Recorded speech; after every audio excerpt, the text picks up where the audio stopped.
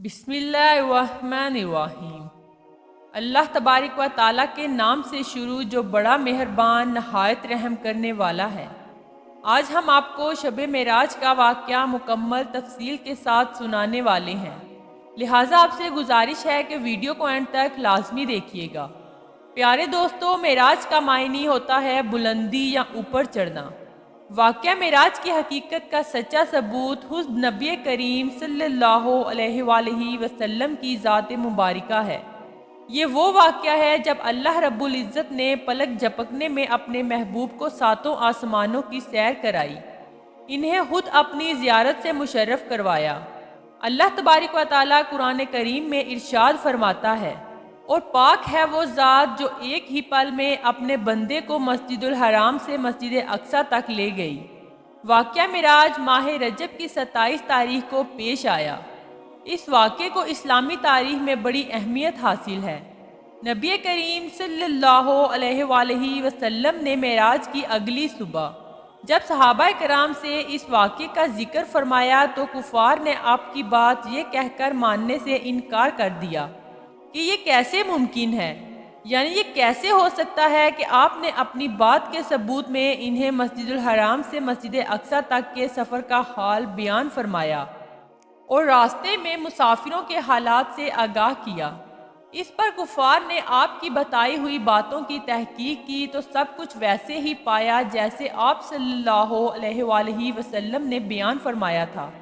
واقعہ معراج کو سن کر کفار مکہ حضرت ابوبکر صدیق رضی اللہ تعالیٰ عنہ کے پاس تشریف لائے اور انہیں جا کر وہ سب کچھ کہا جو آپ نے انہیں بتایا تھا۔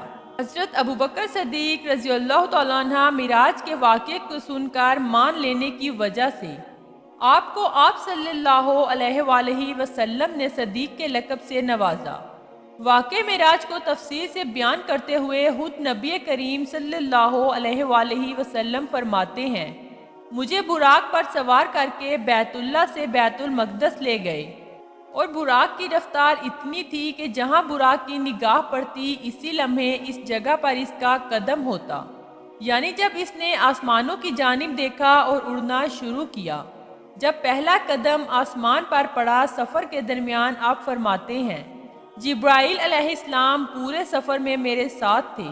بیت اللہ سے بیت المقدس تک راستے میں کئی مقامات پر الگ الگ واقعات سامنے آئے۔ سب سے پہلے ایک جگہ پر جبرائیل علیہ السلام نے مجھے براق سے اتارا اور زمین پر آنے کا کہا۔ میں نے دیکھا کہ وہاں بہت سارے کھجوروں کے درخت تھے، پھر فرمایا، اے حبیب خدا، یہاں اس زمین پر 2 رکعت نماز ادا کیجیے۔ لہٰذا میں نے ایسا ہی کیا۔ جب میں نے نماز ادا کر لی تو جبرائیل امین فرمانے لگے، اے اللہ کے محبوب، کیا آپ جانتے ہیں کہ آپ نے یہ کس جگہ پر نماز ادا کی ہے؟ آپ صلی اللہ علیہ وآلہ وسلم نے فرمایا، نہیں۔ تو جبرائیل امین علیہ السلام نے بتایا، رسول خدا، یہ یثرب کا علاقہ ہے۔ یہ وہ جگہ ہے جو بعد میں مدینہ کہلائے گا، اور یہ وہ جگہ ہے جب آپ مکہ کے لوگوں کو اسلام کی دعوت دیں گے تو وہ آپ کو ستائیں گے۔ اب ہجرت فرما کر یثرب یعنی مدینہ میں تشریف لائیں گے، اسی لیے میں نے سب سے پہلے آپ کو اس سرزمین کا تعارف کروا دیا۔ پھر وہاں سے ہم روانہ ہو گئے۔ کچھ ہی پل گزرے تھے کہ پھر مجھے ایک اور سرزمین پر اتارا گیا اور فرمایا، اے رسول خدا، یہاں بھی 2 رکعت نماز ادا کر لیجئے۔ میں نے وہاں بھی 2 رکعت نماز ادا کر لی۔ پھر جبرائیل امین علیہ السلام نے مجھے بتایا کہ حضور، یہ وادی سینا ہے، یہ شجر موسیٰ ہے، یہی وہ جگہ ہے جہاں موسیٰ علیہ السلام اللہ تبارک و تعالیٰ سے کلام فرمایا کرتے تھے، اور یہیں انہیں نبوت عطا کی گئی تھی۔ اس کے بعد آگے چلے اور مدین کے علاقے میں اترے اور فرمایا، یہاں بھی 2 رکعت نماز ادا کر لیجئے۔ میں نے وہاں بھی 2 رکعت نماز ادا کر لی تو فرمایا، یہ شعیب علیہ السلام کا علاقہ ہے جہاں آپ نے 2 رکعت نماز ادا کی۔ پھر اس سے ہم آگے چلے اور ایک اور جگہ پر فرمایا، یہاں پر بھی 2 رکعت نماز ادا کر لیجئے۔ میں نے 2 رکعت نماز ادا کی تو جبرائیل علیہ السلام نے کہا، آپ کو پتہ ہے کہ یہ کون سی سرزمین ہے؟ یہ مقام الہم ہے، یہاں عیسیٰ علیہ السلام کی ولادت ہوئی تھی۔ یہ بہت مبارک جگہ ہے کیونکہ عیسیٰ علیہ السلام کی ولادت ہوتے ہی خود اپنے اندر ایک عظیم الشان معجزہ ہے۔ راستے میں ہی عجائبات جاری تھے اور ہم آگے بڑھ رہے تھے کہ راستے میں کھڑی ایک بڑھیا نے مجھے آواز دی۔ اس پر جبرائیل علیہ السلام نے مجھ سے کہا، اے اللہ کے نبی، اسے کچھ جواب مت دیجیے گا اور آگے بڑھیے۔ کچھ اور دور آگے تو ایک بوڑھے شخص نے مجھے آواز دی۔ اس پر بھی جبرائیل امین نے کہا کہ اس کو بھی جواب مت دیجیے گا اور آگے بڑھیے۔ آگے جا کر جبرائیل علیہ السلام نے فرمایا، کیا آپ جانتے ہیں کہ یہ لوگ کون تھے؟ در حقیقت یہ بڑھیا دنیا تھی اور یہ آپ کو آواز دے رہی تھی، یہ دنیا آپ کو اپنی طرف پکار رہی تھی۔ میں نے اس لیے آپ کو جواب نہ دینے کے لیے کہا کہ اگر آپ اس دنیا کی طرف متوجہ ہو جاتے تو آپ کی امت بھی اس دنیا کی طرف متوجہ ہو جاتی اور دنیا کی محبت میں ڈوب جاتی، لیکن چونکہ آپ نے ان کی طرف توجہ نہیں دی، اس لیے آپ کی امت بھی انشاءاللہ دنیا کی محبت سے بچی رہے گی۔ اور وہ بوڑھا شخص ابلیس تھا۔ ابلیس آپ کو آواز دے رہا تھا، اسی لیے اگر آپ ابلیس کی آواز کا جواب دے دیتے تو وہ ملعون آپ کی امت کے اندر اپنا حصہ ڈال دیتا، مطلب آپ کی امت کو گمراہ کرتا۔ لیکن آپ کے ابلیس کو نظر انداز کرنے سے اللہ تبارک و تعالیٰ نے آپ کو اور آپ کی امت کو ابلیس کے شر سے محفوظ کر لیا، اور اللہ تبارک و تعالیٰ نے دنیا کو بوڑھا دکھا کر یہ دکھا دیا کہ دنیا بوڑھی ہو چکی ہے۔ اسی طرح کسی بھی وقت دنیا کو بھی موت آ سکتی ہے۔ تو گویا اس کے بعد ہم بیت المقدس میں پہنچے، مجھے براق سے اتارا گیا تو وہاں جبرائیل امین علیہ السلام نے زمین سے ایک پتھر اٹھایا اور اس میں سوراخ کیا اور براق کی رسی اس سوراخ میں باندھ کر بیت المقدس میں چھوڑ دیا۔ پھر میں بیت المقدس کے اندر داخل ہو گیا۔ وہاں ابراہیم علیہ السلام، موسیٰ علیہ السلام اور عیسیٰ علیہ السلام نے میرا استقبال کیا۔ اس کے بعد مؤذن نے اذان دی، اس کے بعد اقامت ہوئی اور میں نے دیکھا کہ وہاں اور لوگ بھی آنا شروع ہو گئے اور دیکھتے ہی دیکھتے پوری مسجد بھر گئی۔ وہ سب امام کے انتظار میں تھے، انتظار کرنے لگے کہ امامت پر کون کھڑا ہوگا۔ حضور نبی اکرم صلی اللہ علیہ وآلہ وسلم فرماتے ہیں کہ جبرائیل علیہ السلام نے میرا ہاتھ پکڑا اور مجھے لے جا کر امامت پر کھڑا کر دیا۔ میں نے 2 رکعت نماز پڑھائی۔ علماء فرماتے ہیں کہ یہ نفل نماز تھی جو کہ آپ صلی اللہ علیہ وآلہ وسلم نے پڑھائی تھی، کیونکہ عشاء کی نماز جو معراج سے پہلے آپ پر فرض تھی وہ آپ ادا کر چکے تھے اور آپ سونے کے لیے لیٹ چکے تھے جب یہ معراج کا واقعہ پیش آیا۔ پھر آپ صلی اللہ علیہ وآلہ وسلم فرماتے ہیں کہ جب میں نے نماز پڑھائی تب انبیاء کرام علیہ السلام میں سے ابراہیم علیہ السلام آگے تشریف لائے اور خطبہ فرمایا۔ اس کے بعد انہوں نے تقریر کی۔ ان کے بعد موسیٰ علیہ السلام آئے، انہوں نے بھی تقریر کی۔ پھر حضرت عیسیٰ علیہ السلام آئے، انہوں نے بھی تقریر کی۔ اس کے بعد حضرت داؤد علیہ السلام آئے، پھر انہوں نے بھی تقریر کی۔ اس طرح سب انبیاء کرام علیہ السلام آئے اور آخر میں منبر پر میں گیا تو میں نے بھی تقریر کی۔ سب نماز سے فارغ ہو گئے تو جبرائیل علیہ السلام نے پوچھا، اے اللہ کے نبی، کیا آپ جانتے ہیں کہ یہ تمام لوگ کون ہیں؟ آپ صلی اللہ علیہ وآلہ وسلم نے فرمایا، نہیں۔ اس پر جبرائیل علیہ السلام فرمانے لگے، یہ تمام انبیاء ہیں جو آپ کے پیچھے نماز پڑھ رہے تھے۔ اللہ تبارک و تعالیٰ نے یہ عالی مقام آپ کو عطا فرمایا اور یہ ثابت کر دیا کہ آپ افضل الرسول ہیں اور امام الانبیاء ہیں۔ پھر جبرائیل امین علیہ السلام مجھے لے جا کر وہاں سے چلے اور آسمانوں پر پہنچے۔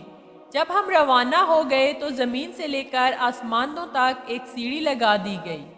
وہ سیڑھی اتنی بلند تھی، یعنی اتنی اونچی تھی، اتنی نورانی تھی کہ الفاظوں میں اس کا بیان ممکن ہی نہیں، اور اتنی خوبصورت سیڑھی آج تک نہیں دیکھی۔ براق نے اس سیڑھی پر چڑھنا شروع کر دیا۔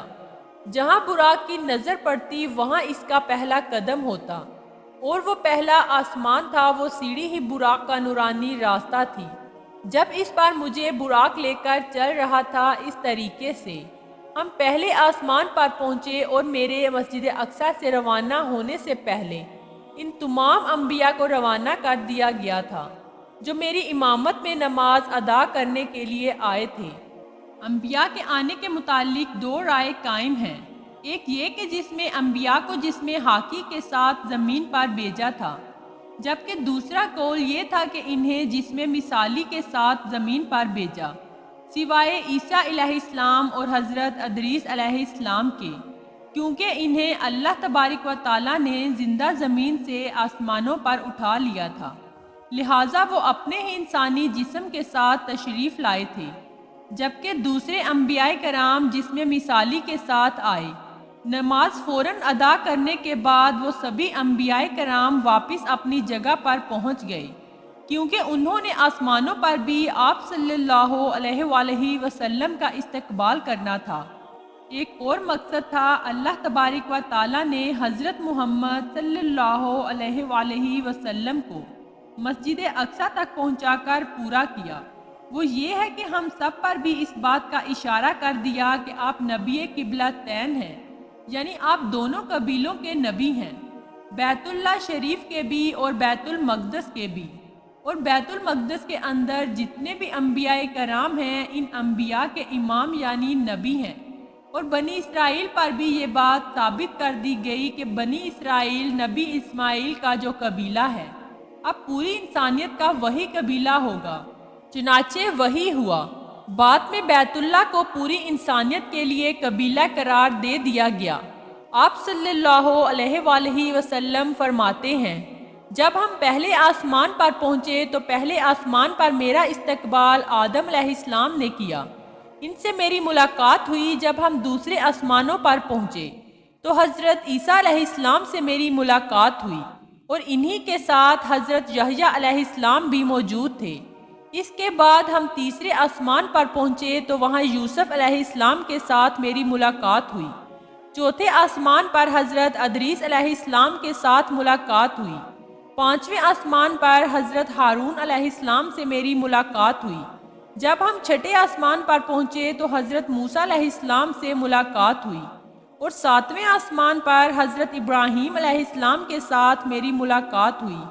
گویا ان ساتوں آسمانوں تک جو آپ صلی اللہ علیہ وآلہ وسلم نے طے کی، ان کا کتنا فاصلہ ہے، اس کے بارے میں حضرت ہریرہ رضی اللہ تعالیٰ عنہ فرماتے ہیں، پہلے آسمان کی موٹائی 560 سال کے برابر ہے، پھر پہلے آسمان سے دوسرے آسمان تک کا سفر 5 سال کے برابر ہے، پھر دوسرے آسمان کی موٹائی 5 سال کے برابر، اسی طرح دوسرے آسمان سے تیسرے آسمان تک کا سفر دوسرے آسمان کی موٹائی بھی 500 سال کے برابر ہے۔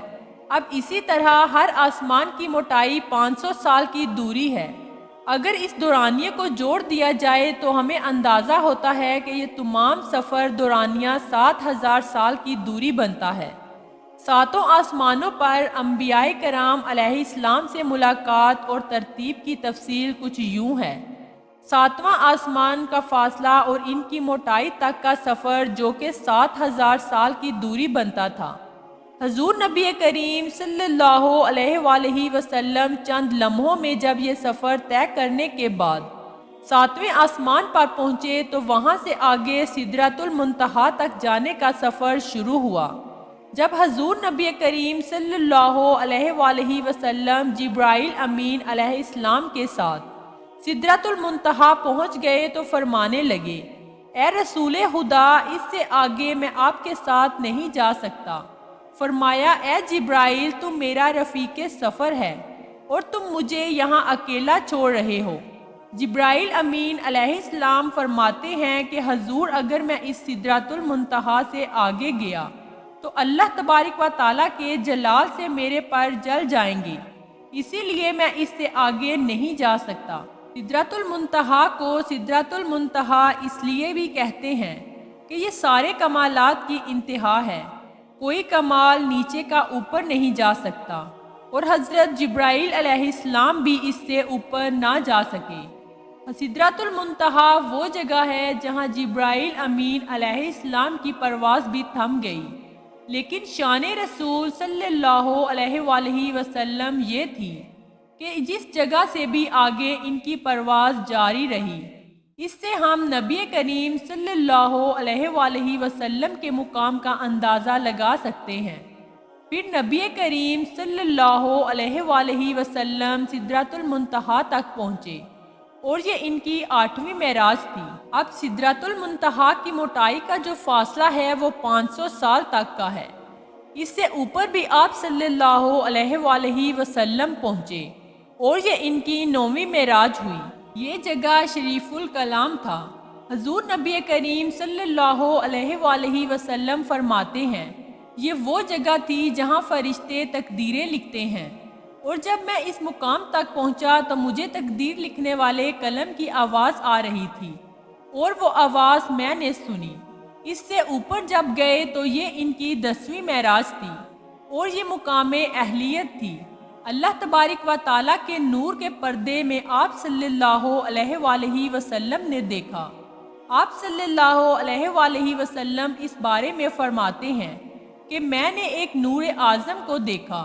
میں اللہ تبارک و تعالیٰ کی کبریائی میں خود اللہ کا دیدار کیا۔ سبحان اللہ۔ تو اس مقام اہلیت تک آپ صلی اللہ علیہ وآلہ وسلم پہنچے، اور اس طرح یہ کل 10 معراجیں ہو گئیں، یعنی ایک زمینی مقام سے 10 بلندیوں تک 10 سیڑھیوں کے ذریعے آپ کو لے جایا گیا۔ آپ صلی اللہ علیہ وآلہ وسلم کی ہر معراج میں اللہ تبارک و تعالیٰ کی حکمتیں ہیں۔ بس تو حضور نبی کریم صلی اللہ علیہ وآلہ وسلم کے پہلے آسمانوں پر اللہ تبارک و تعالیٰ نے جو ساری انسانیت کا باپ تھا، یعنی آدم علیہ السلام سے ملاقات کروائی۔ انہوں نے آپ صلی اللہ علیہ وآلہ وسلم کا استقبال کیا۔ حضرت آدم علیہ السلام ابو الانبیاء ہیں اور ابو البشر بھی ہیں، اور سب سے بڑے بھی ہیں۔ تو جیسے جب ہم کسی کے گھر جاتے ہیں تو سب سے بڑے پہلے ملتے ہیں، تو اسی طرح سب سے پہلے حضرت آدم علیہ السلام کو ملاقات کے لیے بھیجا گیا۔ پھر دوسرے آسمان پر حضرت عیسیٰ علیہ السلام نے آپ کا استقبال کیا۔ اس ملاقات میں اشارہ اس بات کی طرف تھا کہ قرب قیامت کے اندر اس دین محمدی کی جو تقویم ملے گی وہ عیسیٰ علیہ السلام کے ذریعے ملے گی۔ حضرت عیسیٰ علیہ السلام وہ ہوں گے جو قیامت کے نزدیک زمین پر تشریف لائیں گے اور پورے دین اسلام کو عام کریں گے، اور گویا یہ وہ وعدہ تھا جو قدرت الہی کا وعدہ تھا جو تمام نبیوں سے اللہ تبارک و تعالیٰ نے لیا تھا۔ اللہ تبارک و تعالیٰ نے تمام نبیوں سے یہ عہد لیا تھا کہ جو وہ نبی آئے گا تم سب اس پر ایمان لاؤ گے، اگر تو وہ تمہارے زمانے میں آ گیا یا تم اس زمانے میں آ گئے تو تم ضرور اس کی نصرت کرو گے۔ اور ہر نبی دعا کیا کرتا تھا کہ کاش مجھے اس نبی کا زمانہ مل جائے اور ہم محمدی کی نصرت بھی کریں، کیونکہ ہم ان پر ایمان تو لے آئے ہیں۔ لیکن کسی کی دعا قبول نہ ہوئی سوائے عیسیٰ علیہ السلام کے۔ اللہ تبارک و تعالیٰ نے زندہ سلامت انہیں آسمانوں پر اٹھا لیا۔ اب وہ قیامت کے نزدیک دنیا میں تشریف لائیں گے اور اس دین محمدی کی نصرت کریں گے، اور اسلام کا دین پوری دنیا میں عام ہو جائے گا۔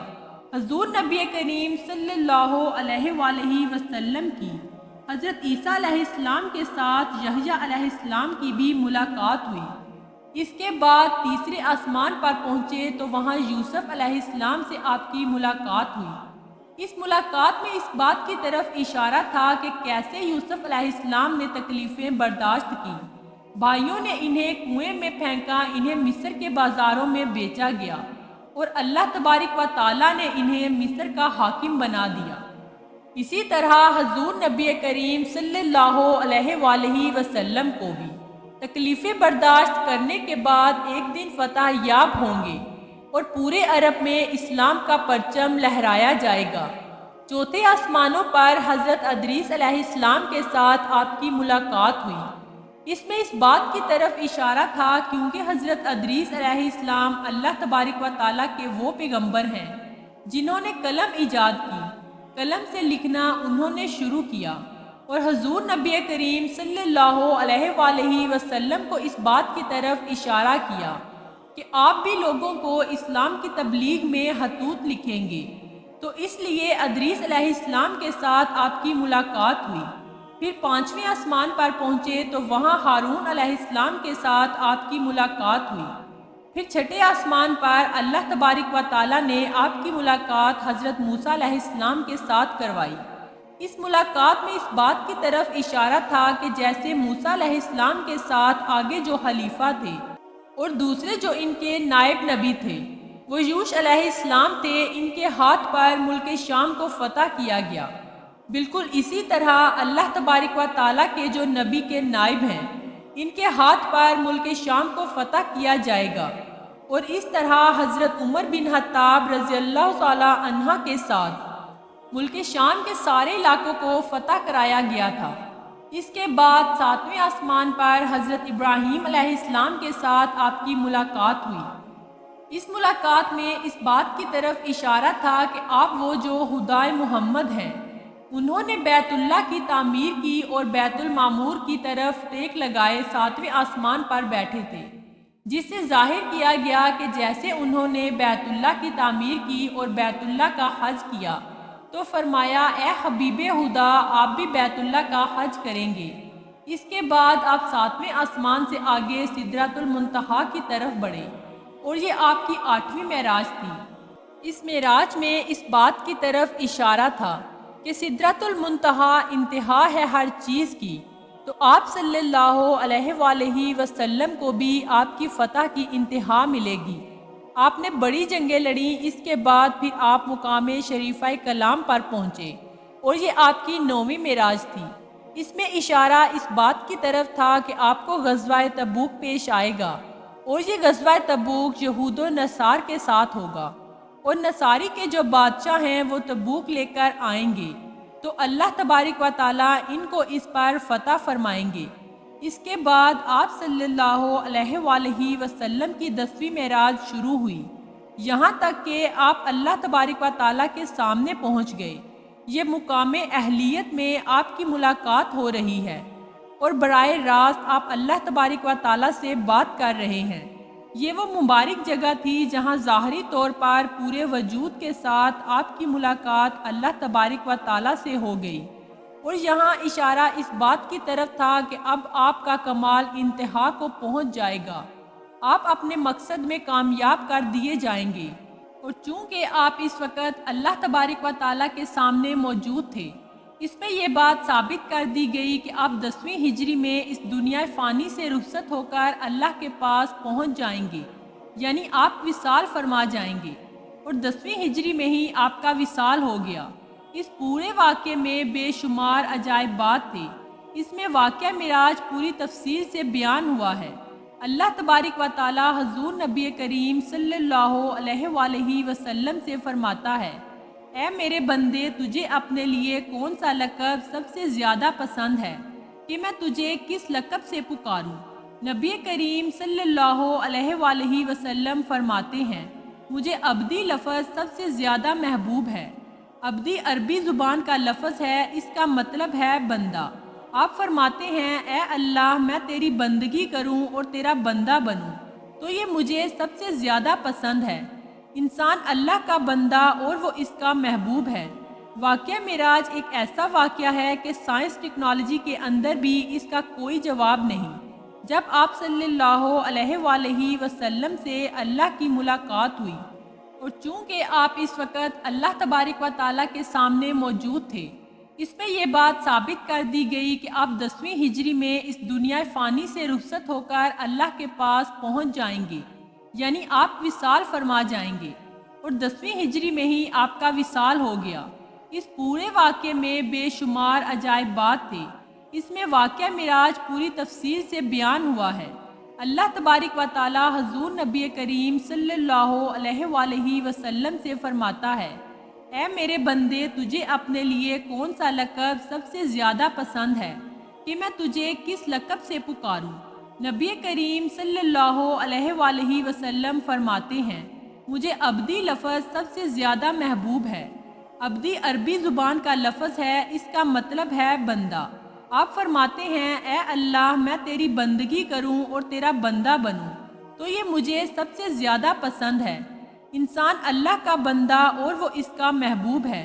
واقعہ معراج ایک ایسا واقعہ ہے کہ سائنس ٹیکنالوجی کے اندر بھی اس کا کوئی جواب نہیں۔ جب آپ صلی اللہ علیہ وآلہ وسلم سے اللہ کی ملاقات ہوئی تو اللہ تبارک و تعالیٰ نے 3 تحفے آپ کو پیش کیے، کیونکہ آپ اللہ تبارک و تعالیٰ کے محبوب ہیں۔ پہلا تحفہ نماز کا تھا۔ آپ کو اور آپ کی امت کو 5 نمازوں کا تحفہ عطا کیا گیا۔ اصل میں یہ 50 نمازیں تھیں جو کم کر کے 5 رہ گئیں، لیکن ساتھ میں روزہ اور حج فرض کر دیا گیا، اور ساتھ میں سورہ بقرہ کی آخری 3 آیتیں بھی معراج شریف کی رات عطا کی گئی تھیں۔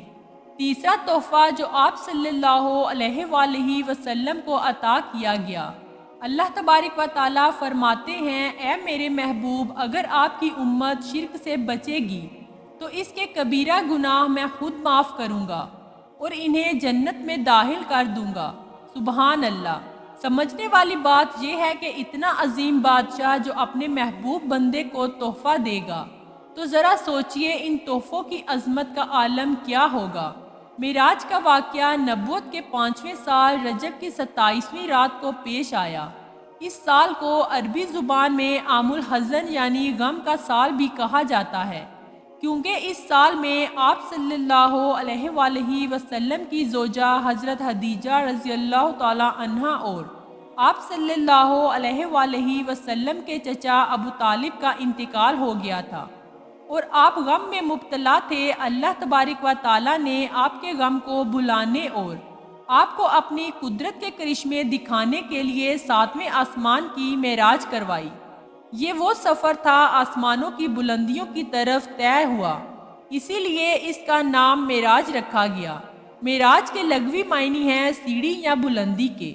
تو پیارے دوستو، یہ تھی ہماری آج کی ویڈیو حضور نبی اکرم صلی اللہ علیہ وآلہ وسلم کے معراج کے حوالے سے۔ آپ کی معراج کیسے ہوئی؟ امید کرتی ہوں آپ کو یہ ویڈیو پسند آئی ہوگی۔ مزید ایسی ویڈیوز کے لیے ہمارے چینل پر وزٹ کریں۔ شکریہ۔